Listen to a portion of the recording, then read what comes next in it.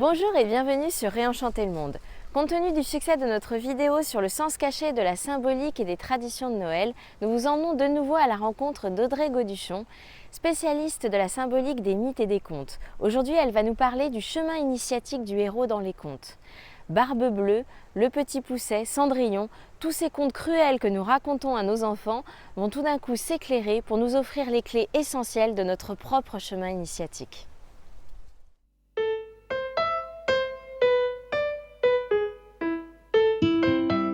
Bonjour Audrey. Bonjour Cécile. Je te remercie de nous recevoir dans ton cabinet. On va parler d'un sujet passionnant aujourd'hui puisque tu vas nous parler de la sagesse dans les contes. Alors juste avant, comme notre site s'appelle Réenchanter le monde, est-ce que tu pourrais nous dire deux mots justement sur ce concept de réenchantement? Dans le concept de réenchantement, il y a l'idée qu'il faut retrouver quelque chose qui a été perdu, l'enchantement. Enchantement, réenchantement. Et qu'est-ce que c'est un enchantement? En étymologie, le mot vient de incantare, et on retrouve ça dans incantation. C'est-à-dire, incantare, c'est chanter quelque part, prononcer des paroles magiques. C'est prononcer des paroles magiques pour réveiller quelque chose, pour exprimer quelque chose. On exprime par le chant autre chose que ce qu'on exprime par les mots. Donc le réenchantement, c'est retrouver l'enchantement, retrouver la magie.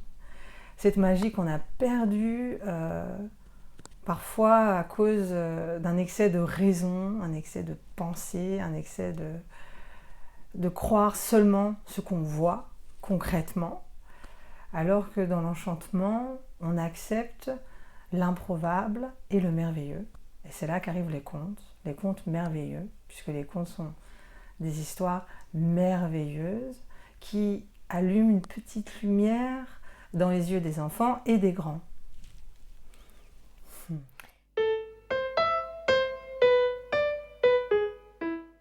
Souvent, les contes sont considérés comme des histoires pour les enfants, de nos jours. Parce qu'avant, avant la télévision, on avait les veillées et tout le monde était réuni dans la salle commune et on écoutait les histoires, les grands comme les petits. C'était souvent des histoires qui faisaient peur et qui faisaient trembler. Avec Walt Disney, Walt Disney a repris les contes et a pas mal édulcoré, rendu les choses jolies. Et on a fait disparaître un peu la violence qu'il y avait dans les contes. On a gardé juste un peu le magique, le merveilleux, l'histoire d'amour, et puis on a enlevé ça. Donc le conte, on dit aussi que c'est des histoires pour le soir, pour faire dormir les enfants. Eh bien moi je dirais plutôt que le conte c'est un éveilleur. Le conte, ça vient bercer, endormir une part de nous, notre raison, parce que dès qu'on entend « il était une fois », on s'attend à tout. On dit « ah c'est un conte », donc on va accepter l'étrange, l'improbable, le merveilleux. Donc le conte vient réveiller quelque chose d'endormi à l'intérieur de nous. Il a un langage très ancien. Qui a écrit les contes? On ne sait pas. C'est le monde, l'univers a généré ces histoires.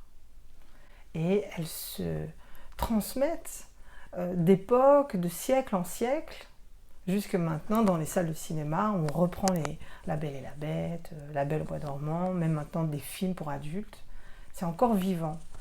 La preuve qu'il y a à l'intérieur des contes quelque chose d'essentiel, d'universel, qui parle à une part de nous profonde, c'est encore utilisé et on a encore des livres de contes, on en parle à l'école, c'est toujours là. Donc il y a bien à l'intérieur de ça une vérité. Parce que le conte est vivant. Le conte parle à une part de nous qui va au-delà du mental. Il fraye son chemin dans les méandres du mental pour aller contacter quelque chose, c'est-à-dire il nous fait traverser la forêt obscure et on saute les obstacles et on trouve une source et on va réveiller la princesse. La princesse endormie. Qu'est-ce que c'est la princesse endormie? C'est le potentiel en nous. C'est ce qui dort en nous, quelque chose dont on a une intime conviction, qu'on oublie la plupart du temps, qui parfois nous murmure des choses, c'est la fameuse petite voix. Cette petite voix qu'on n'écoute pas souvent. Mais on sait, finalement, on sait plein de choses, mais on n'écoute pas. Et le conte nous dit, réveille-toi.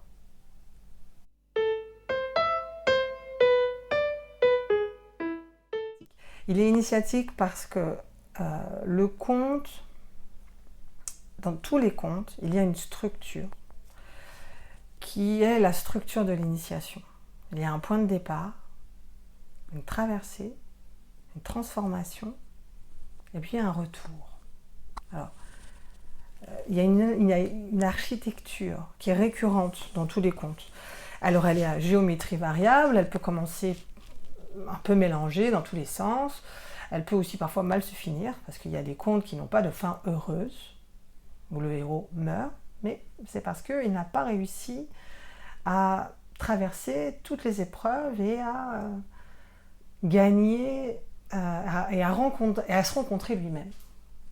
Donc, dans l'architecture du conte, qui est une architecture initiatique qui parle en fait de la transformation de la conscience, il y a un point de départ. Le point de départ, c'est l'exposition de la situation. Il y a un royaume, il y a un roi, il y a une reine, il y a une maison, il y a des gens qui ont des enfants, et il y a un héros, il y a une héroïne.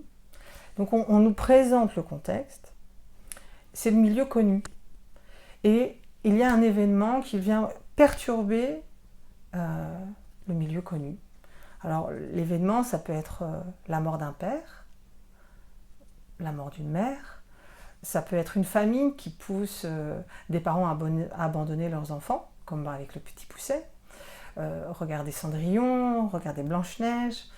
Elles ont perdu leur maman et le père a épousé une autre femme. Donc c'est encore le milieu connu, la cellule familiale a été transformée.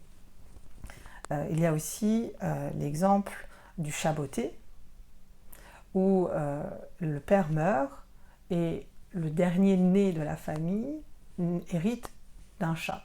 Et cet héritage va être le début d'une grande aventure. On pourrait penser que ce pauvre garçon avec son chat a tout perdu, et qu'est-ce qu'il va faire avec ce chat? Il ne peut même pas se faire un manteau avec, il peut à peine le manger, il a la peau sur les os. Mais il accepte le cadeau. Et là commence la deuxième partie de son aventure, la traversée. C'est-à-dire que l'histoire commence vraiment après le bouleversement.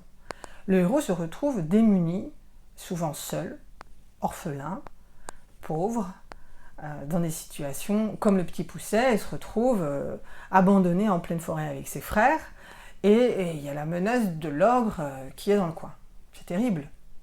Mais c'est à partir de là que le processus de transformation commence. Parce que en traversant l'inconnu qui s'offre à lui, cette aventure qui commence, il va suivre les pas de sa destinée pour se rencontrer. C'est la quête, c'est la quête du Graal. La quête de se découvrir au travers d'épreuves, c'est la quête du Graal. Qu'est-ce que c'est le Graal? Si ce n'est trouver son identité, libérée de tous les conditionnements, et être pleinement dans son essence. Donc, dans la traversée, il va rencontrer des alliés, des amis, la fée, la marraine, et il va rencontrer aussi des ennemis, des menaces, les dragons, les pièges, des tempêtes. Et à chaque fois, tous ces événements vont l'inviter à aller chercher une ressource à l'intérieur de lui. Et il va du coup développer les qualités du héros.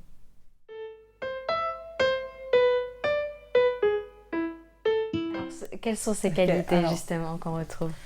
Qui sont propres à la fois aux héros masculins et féminins. Voilà, c'est là, je dis le héros, mais c'est l'héroïne. C'est le protagoniste de l'histoire qui vit une aventure, une initiation, une aventure qui va l'amener à se transformer, mais se transformer, se révéler, naître à lui-même, parce qu'il rentre dans un monde inconnu où il va être obligé de chercher la ressource à l'intérieur de lui.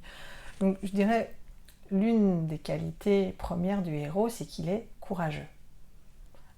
Dans une des versions du Petit Pousset, on dit que les frères sont paralysés de peur, cachés derrière un caillou, un gros rocher, et le Petit Pousset, lui, est en train de chercher comment il va s'en sortir.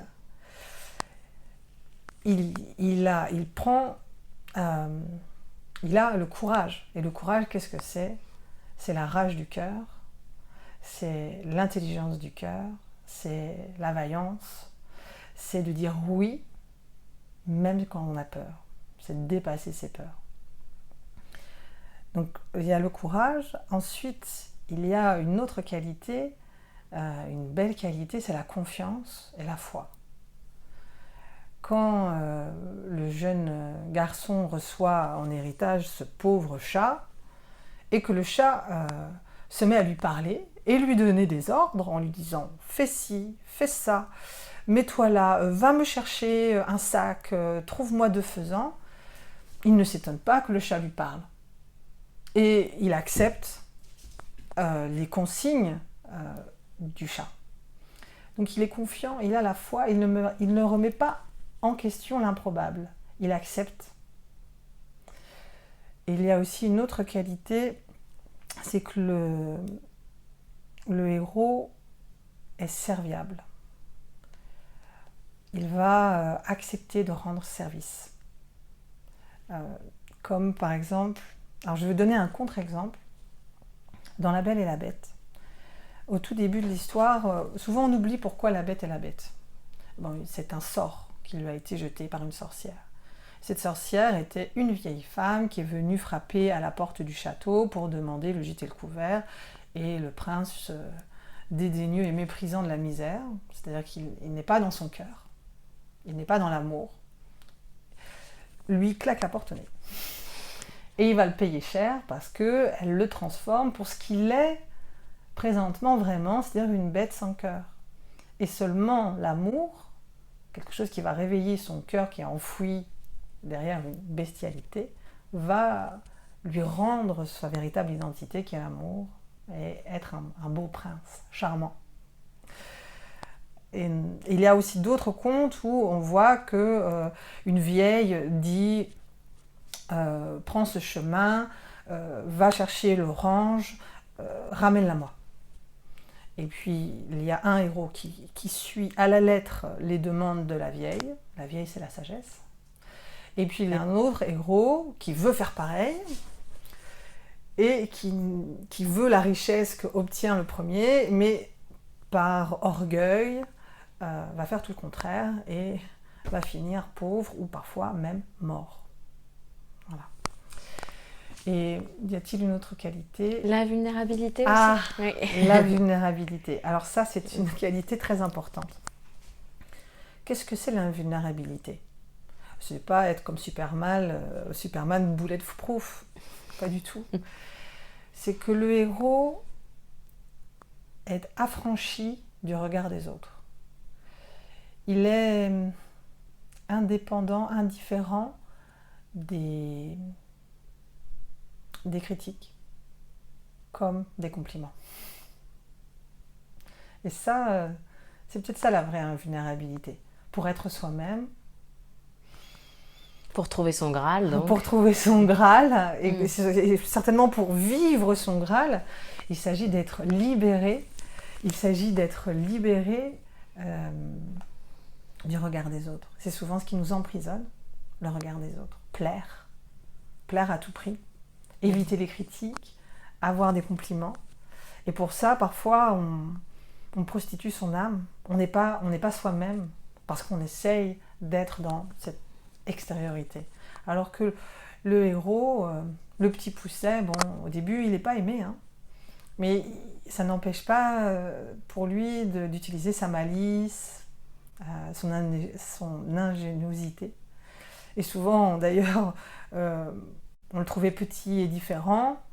Et finalement, à la fin, cette différence a été sa force. Et c'est grâce à sa différence que la richesse est revenue dans sa maison. Alors justement, tu parles de force. La force, on associe souvent la force au héros. Oui, le héros est fort. Alors, c'est pas forcément une force physique. D'ailleurs, le petit Pousset n'est pas fort physiquement. Mais il a la force de l'esprit et la force du cœur.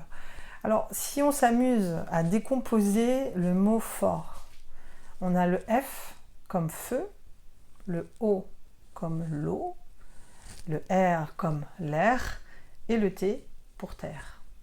Donc si on s'amuse à prendre les qualités de ces éléments, le feu, c'est le feu de l'esprit, c'est la créativité, c'est l'intuition. Et qu'est-ce que c'est l'intuition? C'est la connaissance directe des choses. On est traversé. L'eau, c'est sensible. C'est compatissant aussi. Compatissant, deux gouttes côte à côte ne font qu'une. Et c'est sensible, ça épouse les formes du récipient, ça change. C'est la fluidité. Hein. C'est la fluidité, exactement. Et c'est aussi lié à la mémoire, mais bon, ça c'est encore un autre... ce serait long de parler de chaque élément. Et l'air, c'est l'adaptabilité. L'air est adaptable. Et le héros, c'est celui qui va s'adapter aux situations et qui ne va pas rester figé dans une idée. Il va changer d'idée facilement. Et la terre, c'est la stabilité. C'est trouver un point de stabilité à l'intérieur de soi qui lui permet d'accepter les choses comme elles sont. Malgré la tempête autour de lui. Malgré la tempête. En fait, il accepte la tempête. Voilà, donc ça, Et quand le héros, au travers de sa longue traversée, la succession des épreuves, devient fort, c'est qu'il a testé et intégré ces principes. Et les 4 principes font un 5e qui est la quintessence. L'intégration des 4 éléments amène à la quintessence. Donc quintessence, donc le 5 et l'essence. Il y a une alchimie qui se fait à l'intérieur du héros. Voilà, et donc dans cette traversée, à la fin de cette traversée, c'est l'acquisition du Graal. D'où l'aspect initiatique. D'où l'aspect initiatique. Donc avec les bottes de 7 lieues, il a le trésor, on délivre la princesse qui se réveille, on a trouvé le bon pied pour la bonne chaussure, le prince a trouvé son Graal, c'est la princesse finalement, et le Graal a été trouvé, donc en fait, voilà, c'est le prince et la princesse, c'est le Graal l'un de l'autre. Et pour arriver à la 3e étape du conte, de l'initiation, le retour. Le héros transformé, qui au travers des épreuves s'est révélé à lui-même et qui a trouvé le Graal, sa propre richesse, son propre cœur, sa propre essence, revient transformé dans le milieu qu'il a quitté et renouvelle ce milieu. Il ramène de la richesse, il ramène en fait une nouvelle conscience. Il devient prophète en son pays. Il devient prophète en son pays. Voilà, il s'est transformé et il ramène et il partage cette transformation et ce renouveau avec les autres. Sinon, l'aventure n'est pas complète. Elle resterait égoïste, quelque part. Et c'est ça la force de l'initiation. C'est une phase que l'on trouve souvent dans les contes, cet aspect retour. Tu peux nous donner des exemples? Eh bien, dans le Petit Pousset, le Petit Pousset revient avec la fortune dans sa maison. Il n'en veut pas à ses parents qui ont abandonné. Non, il revient avec la richesse, par exemple. Mais dans tous, finalement, parce que quand le prince épouse la princesse, en fait, l'histoire s'arrête, mais c'est là que l'histoire aussi continue. C'est-à-dire que il y a une grande fête, les cloches sonnent dans le pays, il y a un grand mariage, c'est la fête. Donc c'est quoi? C'est une nouvelle étape dans ce pays. On change, le roi laisse sa place au prince qui devient roi, et en fait le renouveau est là. D'ailleurs même on le voit dans les dessins animés, il y a une fête finale, et c'est la joie. Et le royaume était éteint, et puis tout se rallume dans la joie. Avec un prince accompli qui a trouvé son Graal. Avec un prince accompli qui a trouvé sa reine en fait. Parce que la princesse qui pousse le prince, elle devient reine. Voilà.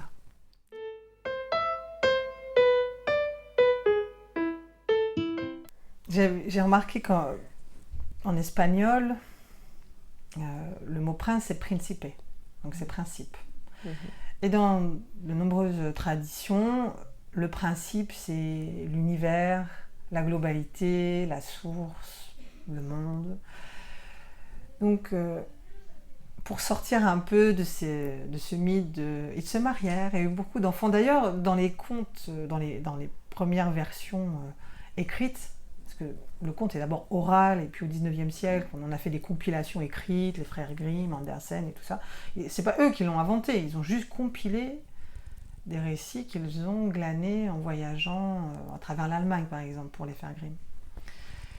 Et il n'y a pas de mariage, il y a des mariages, mais ça ne se finit pas, et ils vécurent heureux et ils ont beaucoup d'enfants. C'est moins naïf que ça. C'est beaucoup moins naïf que ça. Parfois il y a des morales, 18e ou 19e siècle, mais c'est pas ça. Donc le principe, l'union de la princesse. La princesse, c'est le principe féminin, le principe créateur. Comme la Belle au bois dormant, Aurore, elle s'appelle Aurore. Aurore, c'est le petit matin, c'est le jour nouveau, c'est le début de quelque chose, c'est le principe créateur, c'est la création. Et elle rencontre son principe, son prince. Et le prince, la force masculine, c'est ce qui met au monde, c'est l'action, c'est la structuration. Le roi, l'empereur, c'est dans le tarot, c'est le chiffre 4, c'est le chiffre 4, c'est la structure et c'est mettre dans le monde, dans la matière. Alors, l'union du prince et de la princesse, c'est un mariage alchimique où une part de soi rencontre une autre part pour s'unir et former une unité. Voilà la rencontre avec le principe.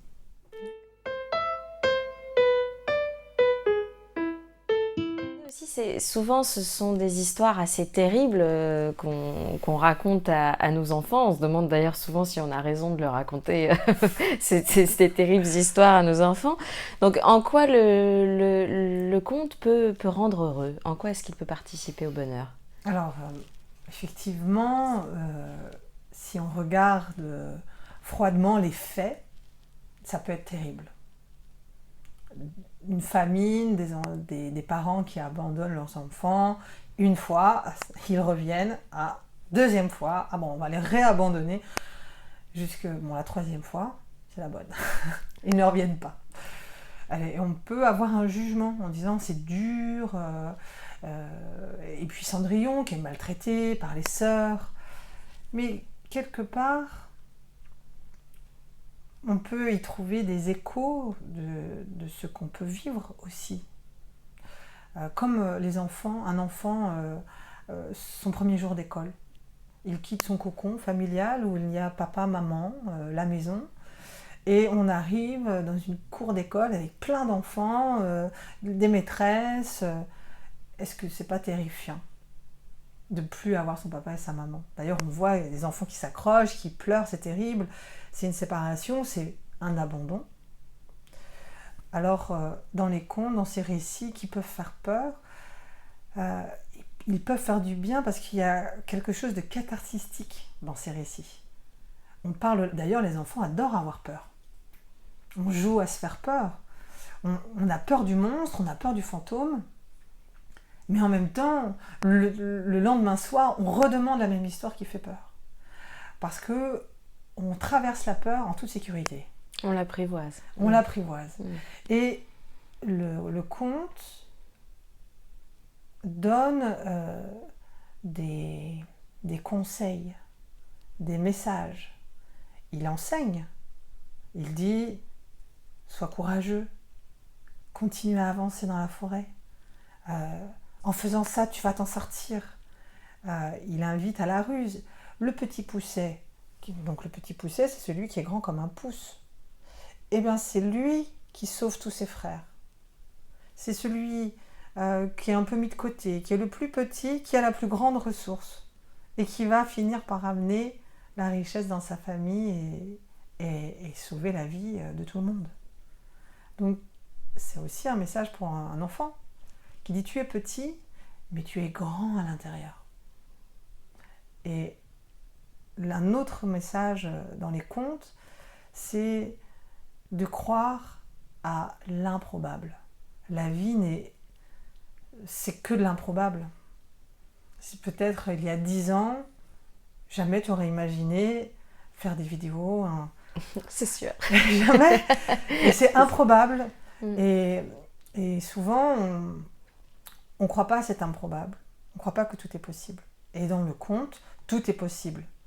On décoche une flèche, on va la chercher dans la forêt, et c'est une grenouille qui la tient dans ses pattes, et on décide quand même d'épouser la grenouille.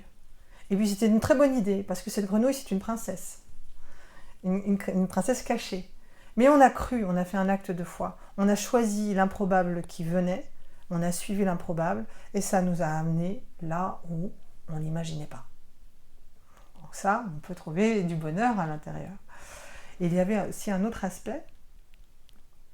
Dans les contes, ça parle aussi de cette étoile inaltérable qu'on porte en soi. Alors on peut appeler la ressource, on peut appeler la belle au bois dormant, elle dort, le sommeil de 100 ans. Et c'est le potentiel en nous, la royauté en nous, qui sommeille et qui attend le prince, le principe, pour se réveiller et apparaître dans le monde. Parce que la belle au bois dormant s'appelle Aurore. Aurore, c'est le petit matin, c'est le commencement, c'est le renouveau. Chaque renouveau vient avec une graine. Alors cette inaltérable étoile, est-ce que c'est pas cette graine ou ces graines qui sommeillent en nous et qui dorment sous des couches et des couches d'illusions, de croyances, de peines et de blessures. Parce que le conte, ça nous raconte aussi qu'on est blessé par la vie. Et que parfois, blessé par la vie, on se recouvre d'écailles et on ne laisse plus passer l'amour. Et à partir de ce moment-là, il y a une aventure qui commence pour se révéler, se dépouiller. Qu'est-ce que c'est se révéler? C'est enlever des couches. Et je pense il y a quelque chose qui revient tout le temps dans les contes, c'est le chiffre 3. On fait 3 fois. On abandonne, on essaie 3 fois d'abandonner, la troisième c'est la bonne. Et qu'est-ce que c'est 3 fois? C'est trépasser. Donc trépasse, ça veut dire mourir. Mais mourir 3 fois. Et à la troisième, il se passe quelque chose. 1, 2, 3. D'ailleurs, même dans les courses, on dit 1, 2, 3, go. Pourquoi 1, 2, 3, go? Donc voilà, il y a plein d'enseignements. Et finalement, ces enseignements, on n'a pas besoin, comme je le fais aujourd'hui, de l'expliquer. Ça nous parle directement. Parce que les contes possèdent en eux quelque chose d'originel. Les contes, c'est nous.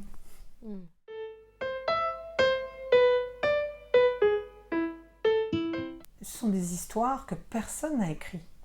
Qui a écrit les contes? On pourrait croire, on a des noms qui nous viennent, les frères Grimm. Alors, on peut écrire des récits qui peuvent se transformer en contes, qui sont comme des contes. Mais à l'origine, le conte est oral. Et on sait bien que c'est transmis depuis la nuit des temps. Qui a écrit le premier conte? Des Cendrillon, des versions de Cendrillon, il y en a plein. Il y a un conte au Japon avec une jeune fille qui s'appelle Akiko, et elle est aussi maltraitée par une belle-mère, par une marâtre, que le père a épousée après la mort de sa mère. Et dans plein de traditions, on retrouve les mêmes schémas de la jeune fille, du prince, Ce sont des archétypes. de l'abandon. Ce sont des archétypes. Les archétypes, ils sont là pour structurer l'univers et donner du sens. Souvent, on oublie que les contes sont immémoriaux. Et les contes de Grimm, ils n'ont pas écrit les contes. Ils les ont répertoriés. Oui, Andersen, etc. Les frères Grimm, deux frères érudits, ont voyagé en Allemagne et ont écouté les histoires. Et ils les ont répertoriées. Grâce à eux, on a ces histoires. Mais voilà, certainement qu'elles seraient venues à nous. C'est pour ça que parfois on a des fins, surtout par exemple avec les contes de Perrault, qui vont être teintés d'une certaine morale, qui va être rajoutée en fait par le scribe du conte. Parce que dans les contes, dans plein de versions, ça ne se finit pas et ils se marièrent et ont beaucoup d'enfants. Ça, c'est plus dans les dessins animés et dans des versions modernes du conte, en fait. Voilà. Alors, tu nous as mis l'eau à la bouche, là, à nous parler de contes. Ah oui. Est-ce que tu accepterais de nous offrir un conte, d'en choisir un, peut-être, bien sûr. à nous conter? Avec plaisir. Juste avant, je ne sais pas si je l'ai dit, concernant le bonheur qu'on peut trouver dans l'émerveillement, en acceptant l'imprévu de la vie. Les contes parlent aussi de... On peut être blessé par la vie. Et quand on est blessé par la vie, on peut se recouvrir d'écailles pour se protéger. Et pour que plus jamais cette blessure ne soit infligée à nouveau. Et couvert d'écailles, eh bien, on se coupe de l'amour. Voilà. Donc, dans le chemin initiatique, il y a tout un procédé de révélation de ce qu'on est. Et on se découvre et on se rencontre au-delà de nos épaisseurs, nos carapaces, nos armures, pour se révéler et briller comme cette étoile inaltérable que nous sommes tous.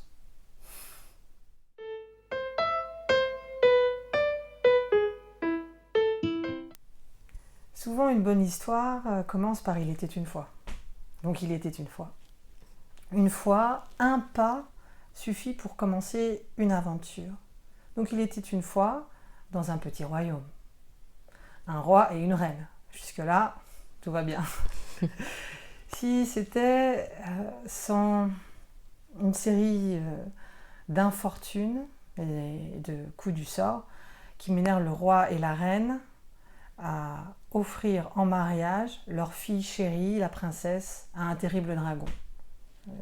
Dans la région, depuis quelques années, un dragon redoutable pillait les troupeaux, dévastait les forêts et réclamait régulièrement des rançons. Alors le roi décida d'offrir sa fille. Et le soir, devant la cheminée, l'air résolu, le roi dit « Ma fille, tu épouseras le dragon. » La princesse, alors qu'elle était devant le feu, elle eut froid. Elle devint pâle, le ventre serré, le souffle court. À petits pas, elle rentra dans sa chambre et trouva refuge dans son lit.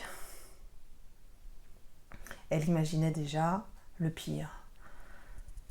Épouser un dragon? Mais qui a déjà survécu à un dragon? Embrasser un dragon? Elle s'imaginait déjà rôtie comme un petit poulet. Et terrassée par la peur, par l'angoisse, enfin elle s'endormit. Et au matin, les yeux ouverts, le cœur battant, le marché, la vieille, la bonne vieille, la femme de sagesse. Alors, les jupons retroussés, elle court à perdre haleine. Elle court pas, elle vole. Arrivée au marché, elle cherche la vieille. Au marché, il y a une vieille. C'est une vieille pleine de sagesse. Elle a éduqué 12 enfants et 29 petits-enfants. Elle sait lire dans les lignes de la main, dans un ciel étoilé et même dans la rosée du matin. Elle connaît les usages des dragons et des hommes. Ma fille, épouse le dragon. Mais il y a des moyens, une façon de l'approcher. Alors, calmement, elle l'instruisit. Elle lui donna des conseils précis, surtout pour le soir des noces.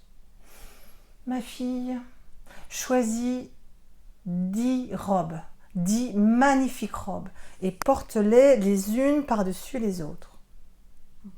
Le mariage arriva bien vite. Au palais, une grande fête. De la musique, de la danse, un festin. Et le dragon était pressé d'emmener sa nouvelle épouse dans la chambre à coucher. Assez doucement, il s'approche d'elle et elle, digne, droite comme un i, traverse le couloir jusqu'à la porte, l'ouvre. Le dragon entre, il lui fait face, il s'approche. Attendez, sire dragon,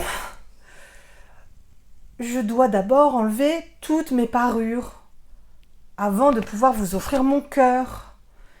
Et vous devriez faire de même. Le dragon accepte, plutôt de bon cœur. Elle retire sa première robe. Oh, à chaque robe que je retire, vous devez aussi vous enlever quelque chose. Et elle regarda le dragon retirer la première couche de la cuirasse d'écaille. C'était très douloureux, mais elle continua. Elle enleva une robe, puis une autre, et encore une autre, et à chaque fois le dragon se retrouvait obligé d'enlever une épaisseur d'écaille de plus en plus profonde. À la 5e robe, il pleurait de douleur. De grosses larmes de souffrance coulaient de ses yeux, mais la princesse continua. Et plus elle continuait, et plus il enlevait des écailles, et plus il enlevait des écailles, et plus sa silhouette s'adoucissait et sa peau s'attendrissait. Elle ôta bientôt la 10e robe, et le dragon laissa tomber le dernier vestige de sa forme de dragon, et apparut un homme, un prince, beau, regard étincelant. Et comme l'avait conseillé la vieille aux 12 enfants et 29 petits-enfants,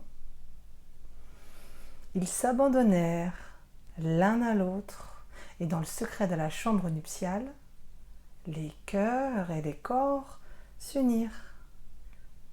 Et l'histoire se tait. Et elle s'en va sur la pointe des pieds pour laisser l'amour aimer. Et mon histoire est terminée. Un immense merci Audrey. Merci à toi. Et j'espère qu'on aura à nouveau le plaisir de t'entendre. Avec plaisir.